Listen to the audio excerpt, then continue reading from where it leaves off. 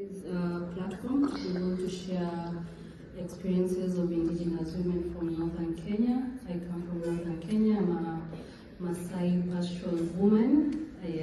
So maybe just context of where we come from. These are arid and semi-arid lands whereby our people depend on pasture and we rear livestock. It's part of our livelihood.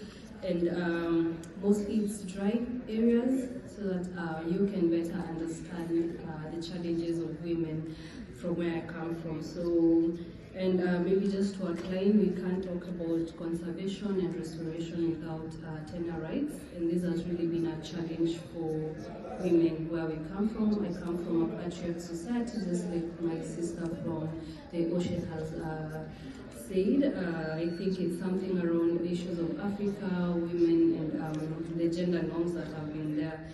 So a limited recognition of women in tenure rights has really been a big problem when you look at the different tenure systems that have been there, the policies that do not enable women to own land or even be able to tender land or even own livestock.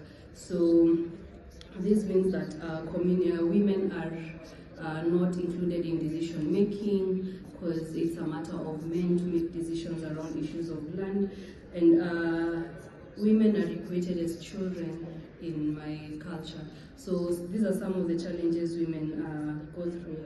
The other challenge is, of course, the cultural and social barriers and limited to information or legal literacy, and resources and time constraints. This is related to issues of the burden of women who, in terms of their day-to-day daily activities and the challenges they have to go through, like having to go for long distances to get water for their livestock, for their livelihoods.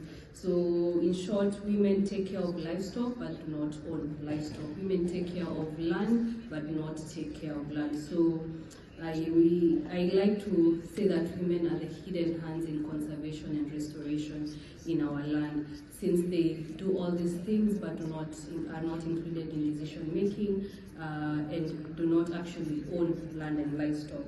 So, and in terms of policies in our in the country, we have a progressive law at the moment which allows for women to be recognized in ownership of land.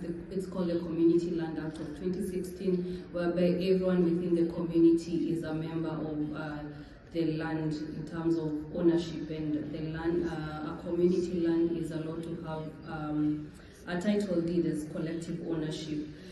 So as much as the law provides for women to own land collectively, in practice, that does not happen, since you find that the culture is still a limiting factor, whereby if you're married, that is how you're recognized. If you get divorced, you're not really recognized, and that means that your children also may or may not inherit land. So how we've been working with communities to ensure that there is at least women are recognized in ownership of land is through a lot of capacity. We work through a lot of capacity building of communities to ensure that they understand the role of women and the responsibility women have in terms of conservation, restoration, and generally ensuring the well-being of women. Because we say when a woman has something, it means that the whole family is okay, but when a man has something, you're not sure, because probably he has many families. I think we all understand the dynamics where we come from. So we do a lot of capacity building, ensuring that women are in meetings. Traditionally, when we call for meetings, you find that we hold meetings under a tree. Then you find that when men are the ones sitting under the tree, the women are asked to sit aside. Yeah, then they'll be called on, and in case they are needed, their opinion is needed. But that has changed over the time through a lot of capacity building, ensuring that men understand why women are important. And right now, men and women can actually sit under that particular tree that where we hold meetings, and they can be able to.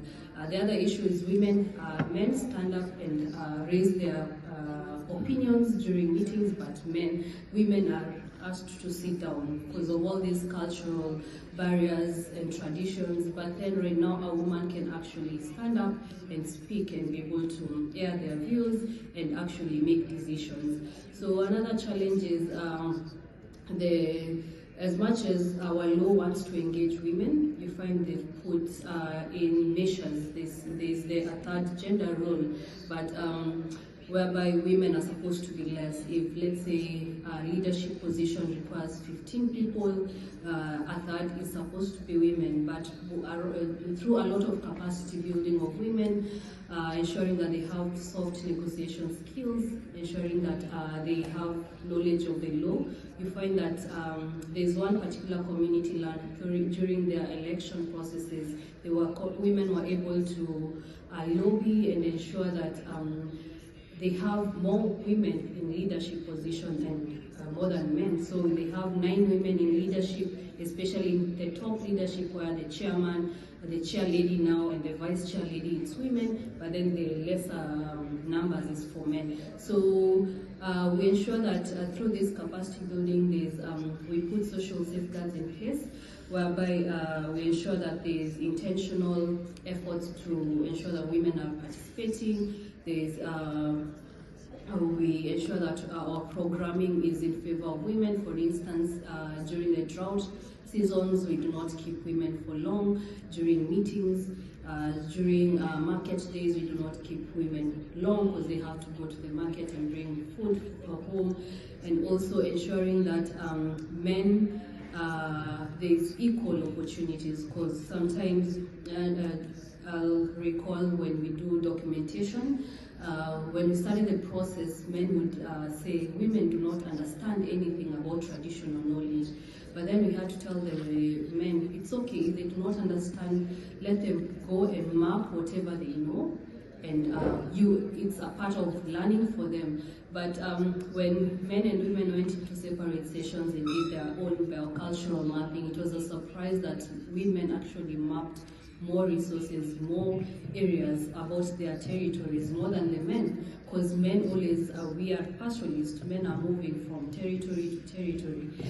But women are the ones who live in the land. They know the intimate way that they use resources, the value of different ecosystems within their territory. And with this, that is how now we start to change the perception of men. They now start to appreciate the value of women, the knowledge that the women have. So I think it has always been about intentionality, trying to ensure that men are our allies during these processes, enabling women in ownership of land, through ensuring that they are recognized. Yeah, the other challenge is about livelihoods and access to financial services. Okay, we ensure that women can have access to loans to put up businesses. We also ensure that they can have livestock of their own through the businesses, and being in groups where they can generate money, they're able to buy livestock and actually own livestock. And if you're widowed, you can be able to sell livestock and actually continue taking your kids to school. So I think I will say more, but thank you. Thank you.